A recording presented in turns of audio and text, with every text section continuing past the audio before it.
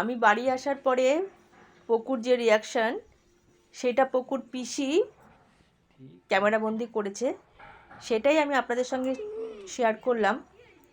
আজকে দুদিন পর মাকে দেখে পকুর অবস্থাটা দেখুন একবার, কতটা খুশি হয়েছে মাকে দেখে। ভালোই ছিল, দুটো পিসি ছিল, বাপি ছিল, ভালোই ছিল, তবু যেন মা ছিল না বলে মনটা ভালো ছিল না। মাকে দেখে একদম পাগল হয়ে গেছে।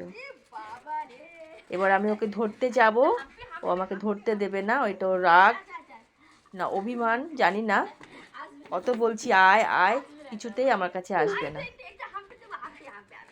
এটা রাগ না অভিমান না খেলা জানি না, ধরতে কিছুতেই দেবে না।